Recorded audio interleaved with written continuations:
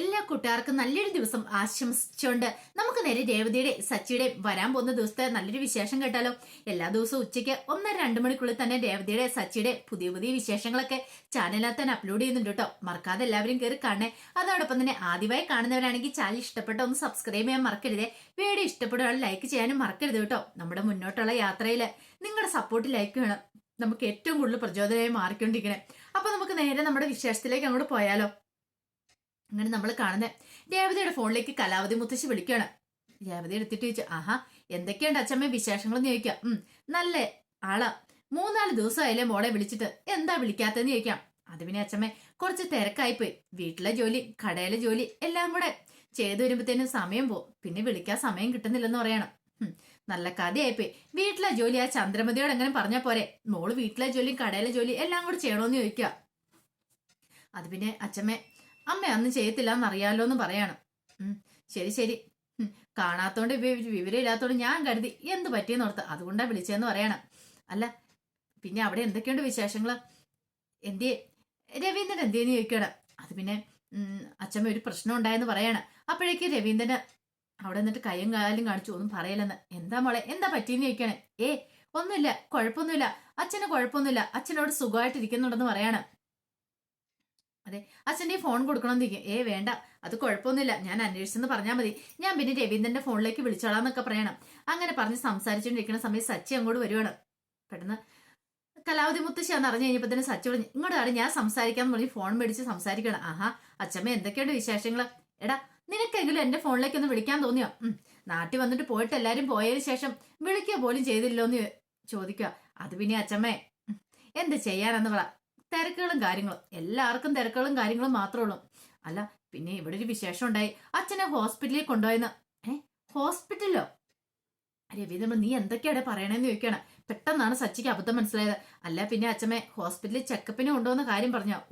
എന്റെ ചങ്ക അങ്ങ് പിടച്ചു പോയി. ഞാൻ കരുതി ഇനിയിപ്പം മുമ്പത്തെ പോലെ എന്തേലും ആയിട്ട് വീണ്ടും രവീന്ദ്രനെ ഹോസ്പിറ്റലിൽ അഡ്മിറ്റ് ചെയ്തോന്ന് പേടിച്ചു പോയെന്ന് പറയണം. കുഴപ്പമൊന്നും ഇല്ലെന്ന് പറയണം. അച്ഛനോട് സുഖമായിട്ടിരിക്കുന്നുണ്ടെന്ന് പറയണം. പിന്നെ ഞാൻ ആ ഫോട്ടോസ് കണ്ടു, എനിക്ക് ഭയങ്കരമായിട്ട് ഇഷ്ടപ്പെട്ടെന്ന് പറയണം. ഏത് ഫോട്ടോസോ? എടാ നിങ്ങളുടെ കല്യാണ ഫോട്ടോസ്, നീയും രേവതിയും 2ാമത് കല്യാണം കഴിച്ചില്ലേ ആ ഫോട്ടോ, അത് ഞാൻ കണ്ടെന്ന് പറയണം. മനസ്സിലായി, ഇപ്പൊ മനസ്സിലായി, എങ്ങനെയുണ്ട്? കൊള്ളാം, സൂപ്പർ ആയിട്ടുണ്ട്, അത് ഫ്രെയിം ചെയ്ത് വെക്കണം കേട്ടോ എന്ന് പറയണം. അത് മാത്രമല്ല നമ്മളെല്ലാരും ഇവിടെ വന്നു കഴിഞ്ഞപ്പോൾ എടുത്ത ഒരു ഫാമിലി ഫോട്ടോ ഉണ്ടല്ലോ, അതും കൂടെ എനിക്കൊന്ന് ഇട്ട് തരണം, അതെനിക്ക് ഇവിടെ ഒന്ന് ഫ്രെയിം ചെയ്ത് വെക്കാനാന്ന് പറയണം. കൊള്ളാം, അത് സെറ്റപ്പ് ആണ്, അങ്ങനെയാണ് ഇവിടെ എനിക്ക് ഫ്രെയിം ചെയ്ത് വെക്കണമെന്ന് പറയണം.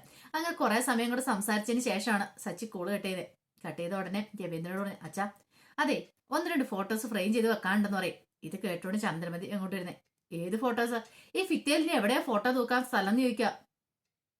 അല്ല സുധിയുടെ ഫോട്ടോ വലുതായിട്ട് ഫ്രെയിം ചെയ്ത് വെച്ചിട്ടുണ്ടല്ലോ, അതിന്റെ സൈഡിൽ ഞങ്ങൾ വെച്ചോളാന്ന് പറയണം.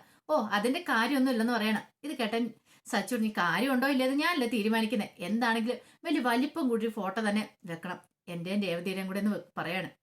ഇത് കേട്ടവൻ ചന്ദ്രമതി, നീ കല്യാണം കഴിഞ്ഞ് ഇത്ര നാള് കഴിഞ്ഞിട്ടാണോ? അത് കുഴപ്പമൊന്നുമില്ല, എനിക്കത് പ്രശ്നമുള്ള കാര്യമില്ല. പിന്നെ അച്ഛാ നമ്മളെല്ലാരും കൂടെ കൂടി എടുത്ത ഫാമിലി ഫോട്ടോ ഇല്ലേ അച്ഛമ്മയുടെ കൂടെ എടുത്തേ, അതും കൂടെ ഫോട്ടോ ഫ്രെയിം ചെയ്തോണെന്ന് പറയണം. ചന്ദ്രമതിക്ക് അങ്ങോട്ട് ഇഷ്ടപ്പെട്ടില്ല. ഫോട്ടോ അങ്ങോട്ട് ഫ്രെയിം ചെയ്ത് വെച്ചാലും കൂടെ മതി, എന്ത് കൊള്ളാന്ന് അറിയത്തില്ലെന്ന് പറയണം. ഇത് കേട്ടപ്പോ സച്ചു പറഞ്ഞു, അതെ അമ്മയുടെ കാര്യം നോക്കിയാൽ മതി, നാട്ടിലുള്ള ഫോട്ടോസ് മൊത്തം വീട്ടിൽ തൂക്കിയിട്ടുണ്ടല്ലോ, അപ്പൊ ഞങ്ങളുടെ ഫോട്ടോസ് വെക്കാൻ സ്ഥലമില്ലേ? ഒരു കാര്യം ചെയ്യാം, നിങ്ങൾ നിങ്ങളുടെ മുറിയിൽ കൊണ്ടേ വെക്കാൻ പറയണം. മുറിയിൽ വെക്കുന്നില്ല, ഹാളിൽ തന്നെ വെക്കുന്നുള്ളൂ എന്ന് പറയണം.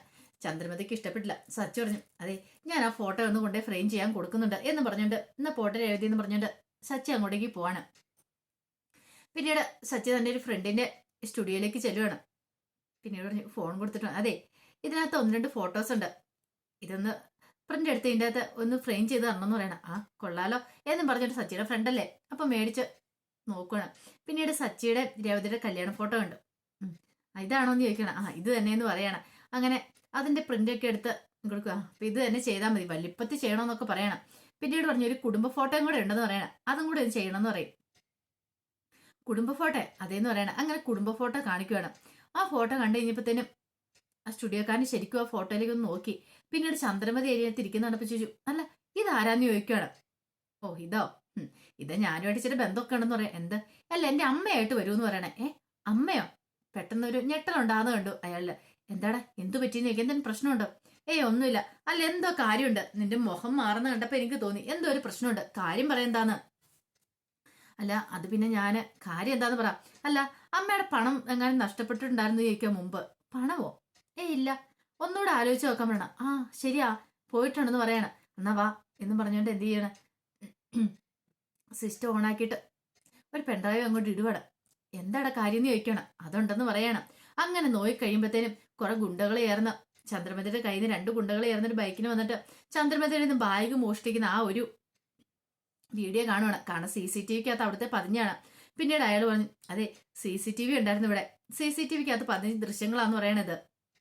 പോലീസ് വന്ന് എന്നോട് ചോദിച്ചു, ഞാൻ കൊടുത്തില്ല. കാരണം എന്താണെന്നറിയോ, പോലീസിന് കൈമാറ്റമുണ്ട്, പിന്നെ കേസായി ഇതായ കാര്യം നമ്മൾ സാക്ഷി പറയാൻ പോകണം, പിന്നെ 100 കാര്യങ്ങളാ. നൂലാമല ആയതുകൊണ്ട് ഞാൻ പറഞ്ഞു ഇല്ലാന്ന് പറഞ്ഞു. അതുകൊണ്ട് അവരെ പറഞ്ഞു വിട്ടെന്ന് പറയണം. അല്ല ഇത് മുഖം വ്യക്തമല്ലോ, രണ്ടുപേരും ഹെൽമെറ്റ് വെച്ച് പൈസ അടിച്ചു മാറ്റിക്കൊണ്ട് പോകുന്ന കാണുന്നത്. അപ്പൊ ചന്ദ്രമതിയുടെ കയ്യിൽ നിന്ന് പെൻഷൻ കിട്ടി 1,00,000 രൂപ അത് അടിച്ചു മാറ്റിക്കൊണ്ട് പോയിട്ടുണ്ടായിരുന്നു. അതെ കെട്ടിടത്തിന് ബാക്കിൽ ഒരു ക്യാമറയുണ്ട്, അതിനകത്ത് ആ അടിച്ചു മാറ്റിക്കൊണ്ട് പോയമാരുടെ മുഖം തെളിഞ്ഞിട്ടുണ്ടെന്ന് പറയണേ. സച്ചിനെ പിന്നെ അതോടെ കാണിക്കുക. അത് കണ്ടു കഴിഞ്ഞപ്പോ സച്ചി ഒരു നിമിഷം ഞെട്ടിപ്പോയി. ശരത്തും ആന്റണിയുടെയും കൂടെ ആയിരുന്നു. ശരത്ത് ഇവനാണോ അമ്മയുടെ കയ്യിൽ നിന്ന് പണം മോഷ്ടിച്ച്? ദൈവമേ, ചിന്തിക്കാൻ പോലും പറ്റുന്നില്ലോ. ഒരു നിമിഷം സച്ചി ഇങ്ങനെ ഞെട്ടിത്തെറിച്ചിരിക്കുകയാണ്. എന്താ സച്ചേട്ടാ, എന്താ കാര്യം ചോദിക്കാം. ഒന്നുമില്ല. ഇവരെ അറിയാവോന്ന് ചോദിക്കുകയാണ്.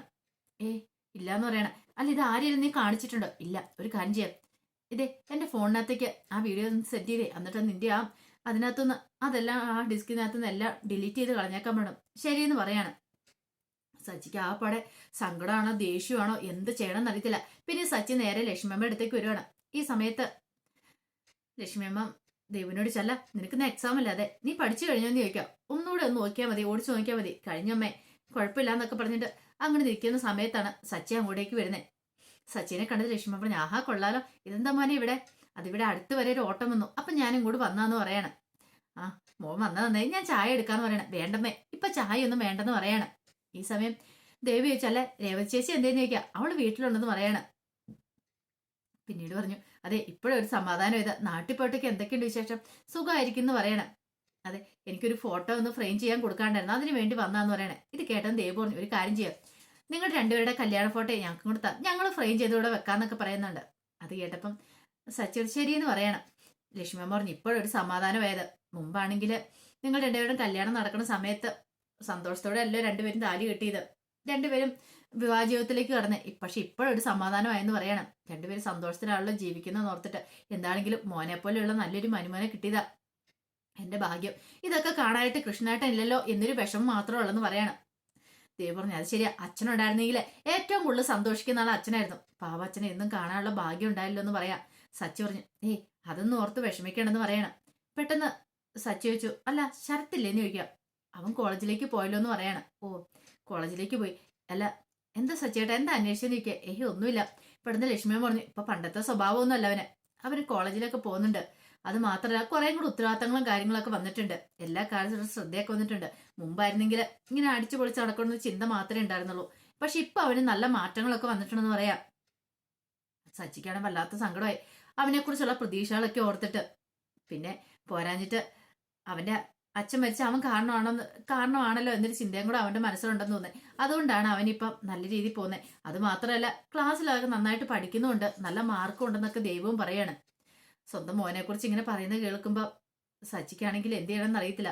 കാരണം അവനെക്കുറിച്ചുള്ള കാര്യങ്ങളൊന്നും ഇവരോട് തുറന്നു പറയാൻ പറ്റില്ല. അവൻ ചെയ്തുകൊണ്ടിരിക്കും ജോലി എന്താന്ന്. പിന്നീട് ദേവ് പറഞ്ഞു, ഇപ്പൊ പാർട്ട് ടൈം ആയിട്ട് ഉച്ച കഴിഞ്ഞിട്ട് ഏതോ ഒരു ജോലിക്ക് പോകുന്നുണ്ടെന്ന് കേട്ടേന്നും പറയണം. എന്ത് ജോലിയാണെന്നും അറിയത്തില്ല. എന്തായാലും വലിയ കുഴപ്പമില്ല ഇപ്പൊ അവനെ കൊണ്ട്.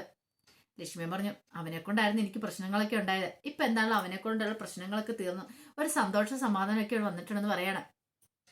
എന്നാ സച്ചി പറഞ്ഞു, അന്ന് ഞാൻ ഇറങ്ങട്ടെന്ന് ചോദിക്കുക. അല്ല ഒരു ഗ്ലാസ് ചായ വല്ലതും കുടിക്കാതെ?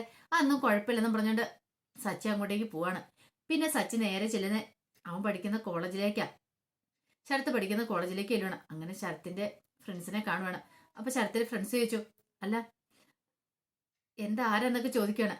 ഞാന് സച്ചി ശരത്തിന്റെ ബന്ധുവാന്ന് പറയണം. എന്താ ഏട്ടാ കാര്യം എന്താന്ന് ചോദിക്കണം. അല്ല ശരത്തിനെ ഒന്ന് കാണാമെന്നാ. അവൻ ഇന്ന് ക്ലാസ്സിൽ വന്നിട്ടില്ലോ എന്ന് പറയണം. ക്ലാസ്സിൽ വന്നിട്ടില്ലേ? അതിന് ഇന്ന് വന്നിട്ടില്ല, 2-3 ദിവസമായിട്ട് അവൻ വന്നിട്ടേ ഇല്ലെന്ന് പറയണം. വന്നിട്ടില്ല, എന്തെങ്കിലും പ്രശ്നം ഉണ്ടായിട്ടാന്ന് ചോദിക്കും.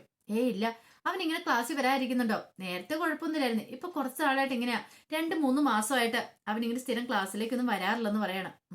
ശരിയെന്ന് പറഞ്ഞിട്ട് സച്ചി അവിടുന്ന് പോവാണ്. ആ സമയത്ത് മഹേഷും തന്റെ ഫ്രണ്ട്സ് സംസാരിച്ചുകൊണ്ടിരിക്കുകയാണ് കാർഷിഡിന്റെ അവിടെ. മഹേഷിന്റെ ഫോണിലേക്ക് കോൾ വന്നു. അപ്പൊ മഹേഷിന് ഒരു ഓട്ടം കിട്ടിയിട്ടുണ്ടായിരുന്നു. എടാ എന്നാ ഞാൻ പോയി ഓട്ടം പോയിട്ട് വരാമെന്ന് പറഞ്ഞിട്ട് കാർ സ്റ്റാർട്ട് ചെയ്ത് പോകാൻ തുടങ്ങുമ്പോഴത്തേനുമാണ് അങ്ങോട്ടേക്ക് ആന്റണിയും ശരത്തും കൂടെ വരുന്നേ. അപ്പൊ അവരെ കണ്ടു കഴിഞ്ഞപ്പോഴത്തേനും ഒരു നിമിഷം അവിടെ മഹേഷ് ഇരിക്കുവാണ്. പെട്ടെന്ന് ആന്റണി അങ്ങോട്ട് വന്നിട്ട് എന്റെ പൈസ തരാൻ പറയണം. ഇത് കേട്ടതും മഹേഷ് പറഞ്ഞു അതേ പൈസ ആയിട്ടില്ല, പലിശ പിന്നെ തരാം, ഇപ്പൊ എന്റെ കയ്യിൽ ഇല്ലാന്ന് പറയാം, അത് വേറെ ആവശ്യത്തിന് എടുത്തെന്ന് പറയണം. എനിക്ക് തരാൻ മാത്രം നിന്റെ പൈസ ഇല്ലല്ലേ, ഒരു കാര്യം ചെയ്യാം, പൈസ തന്നിട്ട് നീ വണ്ടി എടുത്താൽ മതി എന്ന് പറയണേ.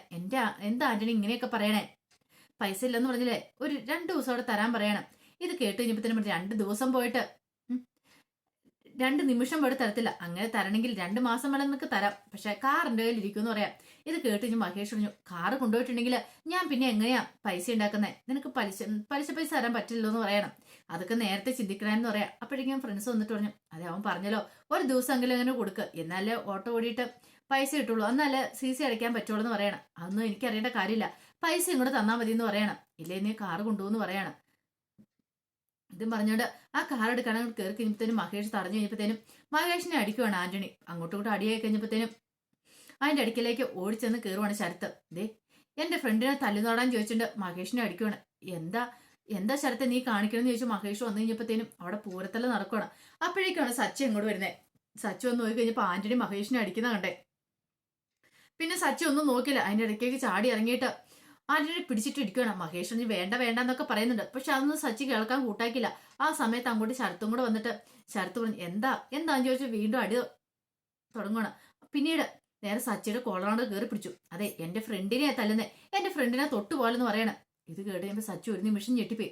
സച്ചിയുടെ കോളറിന് കയറി പിടിച്ചിട്ടായി പറയണേ ശരത്തെ നീയ അതെ എന്റെ ഫ്രണ്ടായിട്ടാ, അവനെ തല്ലിയിട്ടുണ്ടെങ്കിൽ എനിക്ക് നോവെന്ന് പറയണം, അവന്റെ മേലെ കൈവെക്കാൻ ഞാൻ സമ്മതിക്കില്ല എന്ന് പറയണം.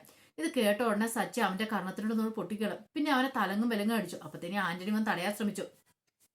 ആന്റണിയെ അടിക്കണം. ആന്റണി നീ ആരെ എന്താ ചെയ്യുന്നത് എനിക്ക് അറിയാവോന്ന് ചോദിക്കണം. ആരെയാണെങ്കിലും എനിക്ക് കുഴപ്പമൊന്നുമില്ലെന്ന് പറയണം. മഹേഷ് ഇടയ്ക്ക് ഒരു തടസ്സം പിടിക്കാൻ വന്നപ്പോൾ മഹേഷിനെ ഓടിച്ചു സച്ചി. പിന്നീട് ശരത്തിന്റെ കയ്യിൽ അങ്ങോട്ട് പിടിച്ചങ്ങ് തിരിക്കുവാണ്. ശരത്ത് കിടന്ന് അലറി വിളിച്ചു. പക്ഷെ സച്ചി വിടാനായിട്ട് കൂട്ടാക്കില്ല. സച്ചിയുടെ മനസ്സിൽ വീട്ടുകാരെ കുറിച്ചുള്ള ചിന്തകളൊക്കെ ആയിരുന്നു, ലക്ഷ്മിയമ്മനെ കുറിച്ചൊക്കെയുള്ള ചിന്തകളൊക്കെ ആയിരുന്നു. സച്ചി തിരിച്ചു വിട്ടത് മഹേഷോട് എന്താടാ കാണിക്കുന്നത് വിടറാന്ന് പറഞ്ഞുകൊണ്ട് വന്ന് ഒരു വ്യക്തി സച്ചിനെ അങ്ങോട്ട് പിടിച്ചു മാറ്റുവാണ്. ശരത്തിന്റെ കൈയാണെങ്കിൽ എന്തോ പോലെ ശരത്തിന് കൈ അനക്കാൻ പറ്റാത്ത വേദന. ഒരു വിധത്തില് ശരത്തിനെ കൊണ്ട് അവിടുന്ന് പോരുവാണ് ആന്റണി. അങ്ങനെ ആന്റണി ഓഫീസിലേക്ക് വന്നു കഴിഞ്ഞ് പറഞ്ഞു അവനെ വെറുതെ വിടാൻ പോകുന്നില്ല. ഇതേ വേണ്ട, അതെന്റെ ഏട്ടനാ, ദേ നീ പറഞ്ഞുകൊണ്ട് മാത്രം ഞാൻ അവനെ വെറുതെ വിട്ടെ, പക്ഷെ ഇനി ഞാൻ അങ്ങനെ വെറുതെ വിടാൻ ഉദ്ദേശിക്കുന്നില്ല എന്ന് പറയണം. ഇത് കേട്ട് കഴിഞ്ഞപ്പോ ശരത്ത് പറഞ്ഞു വേണ്ട ആന്റണി ചേട്ടാ ഒന്നും ചെയ്യണ്ടെന്ന് പറയണം. നീ എന്റെ ഫ്രണ്ടാ, നിനക്കൊരു ആപത്തൊന്നും ഞാൻ വെറുതെ ഇരിക്കില്ല എന്ന് പറയണം. വാ നമുക്ക് ഹോസ്പിറ്റലിൽ പോകാന്ന് പറയണം. വേണ്ട എടാ കൈക്ക് നല്ല വേദനയല്ലേ, വേദനയുണ്ട് നോക്കാന്ന് പറയണം. വേണ്ട ഇങ്ങനെ വെച്ചോണ്ടിരിക്കണമെന്ന് പറഞ്ഞിട്ട് ശരത്ത് സമ്മതിച്ചില്ല ഹോസ്പിറ്റലിൽ പോകാനായിട്ട്. എനിക്കതൊന്നും അല്ല പ്രശ്നം, ഇപ്പൊ വീട്ടിലായി എന്തായി തീരുമെന്ന് ഓർത്തിട്ടാ. സച്ചിയേട്ടൻ അറിഞ്ഞിട്ടുണ്ടെങ്കിൽ വീട്ടിലറിയും, പിന്നെ എടുത്തി അറിഞ്ഞിട്ടുണ്ടെങ്കിൽ എങ്ങനെയാ പ്രതികരിക്കുന്നു പോലും പറയാൻ പറ്റില്ല. എനിക്ക് എന്നെ നിരപരാധത്തെ അവരുടെ മുന്നിൽ തെളിയിക്കാനും പറ്റില്ല എന്ന് പറയണം. ഇനിയിപ്പോ എന്ത് ചെയ്യും, എന്ത് ചെയ്യണമെന്ന് എനിക്ക് അറിയത്തില്ല ആന്റണി ചേട്ടാ, ആകെ പടം ഞാൻ പെട്ടുപോയ അവസ്ഥയിലാന്ന് പറയണം. വല്ലാത്തൊരു ബുദ്ധിമുട്ട്. ശരത്തിന് ഇങ്ങനെ വേട്ടയാടുവാണ്. സച്ചിയേട്ടൻ അറിഞ്ഞാൽ ഉറപ്പായിട്ടും വീട്ടിൽ അറിയുകയും ചെയ്യും. പിന്നീട് ശരത്ത് വീട്ടിലേക്ക് വരുമ്പോൾ ലക്ഷ്മൺ പറഞ്ഞു എടാ നീ ഇത് എവിടെ പോയി കിടക്കുവാനും ചോദിക്കും ഇത്ര നേരം. അന്തമ്മേ എത്ര സമയമാ ഫോണ് വിളിക്കുന്നേ, നിന്നെ വിളിച്ചിട്ട് കിട്ടുന്ന പോലും ഇല്ലായിരുന്നല്ലോ എന്ന് പറയും. അല്ല അത് പിന്നെ ഞാന് കാര്യം എന്താന്ന് പറയടാ, അത് കോളേജിൽ ഇച്ചിരി ലേറ്റ് ആയിട്ട് ഇറങ്ങിയെന്ന് പറയും. കോളേജിലായിരുന്ന സമയത്ത് ഫോൺ സൈലന്റ് ആയിരുന്നു പറയണം. ഓ അത് ശരി തന്നെ, ഒരു കാര്യം ചെയ്യാം, കുറച്ച് സാധനങ്ങളൊക്കെ തീർന്നുപോയി, നീ പോയി വാങ്ങിച്ചോണ്ട് വരാൻ പറയണം. ഇത് ശരത്ത് പറഞ്ഞു എനിക്ക് കുറെ പഠിക്കാനുണ്ടെന്ന് പറയണം. അപ്പൊ നിനക്ക് വാങ്ങിച്ചോണ്ട് വരാൻ പറ്റില്ല, ദേവ് പറഞ്ഞു ആ പഠിച്ചോട്ടമ്മേ നമുക്ക് ഉണ്ടാക്കണം പോയി വാങ്ങാന്ന് പറഞ്ഞോണ്ട് അങ്ങോട്ട് ഇറങ്ങാൻ തുടങ്ങിയപ്പോഴത്തേനും ദേവ് എന്ത് ചെയ്യാനാ, നീ രക്ഷപ്പെട്ടല്ലേടാന്ന് ചോദിച്ചാൽ കൈക്കിട്ടൊന്ന് തട്ടുവാണ്. പെട്ടെന്ന് അലറി വിളിക്കുവാണ് ശരത്ത്. എന്താടാ മോനെ എന്ത് പറ്റിന്ന് ചോദിക്കുക. എന്റെ കൈ എനിക്ക് സഹിക്കാൻ പറ്റുന്നില്ലെന്ന് പറയാ വേദന. എന്താടാ മോനെ എന്താ കാര്യം എന്താ. അമ്മേ അത് പിന്നെ ഞാൻ എന്ന് പറഞ്ഞിട്ട് നിർത്തിയിട്ട് പറഞ്ഞു ബൈക്കിൽ നിന്ന് വീണെന്ന് പറയണം. ബൈക്കിൽ നിന്ന് വീണോ? ഒരു നിമിഷം ഞെട്ടിത്തെരിച്ചുകയാണ് ലക്ഷ്മിയമ്മയും ദേവും കൂടെ, എന്ത് ചെയ്യണമെന്ന് അറിയില്ലാതെ. അപ്പൊ അതിന്റെ വിശേഷങ്ങളൊക്കെ നമ്മളിന്ന് കാണുന്നത്. ഇതിന്റെ ബാക്കി വിശേഷങ്ങളുമായിട്ട് നാളെ ഉച്ചയ്ക്ക് വരാട്ടോ. അതുകൂടാതെ എല്ലാ ദിവസവും നടക്കുന്ന വിശേഷങ്ങളൊക്കെ അന്നത്തെ ദിവസം വൈകുന്നേരം ഞാൻ ഇടുന്നുണ്ട് കേട്ടോ. നാളെ രാവിലെ കാണിക്കുന്ന വിശേഷങ്ങളൊക്കെ വൈകുന്നേരമാണ് ചാനലിനകത്ത് അപ്ലോഡ് ചെയ്യുന്നത്. നാളത്തെ വിശേഷം എന്ന് പറഞ്ഞ് ഇടുന്നുണ്ട് കേട്ടോ. മറക്കാതെ എല്ലാവരും അതും കൂടെ കയറി കാണണേ. ഒരിക്കൽ കൂടി എല്ലാവർക്കും നല്ലൊരു ദിവസം ആശംസിച്ചുകൊണ്ട് നിർത്തുന്നു.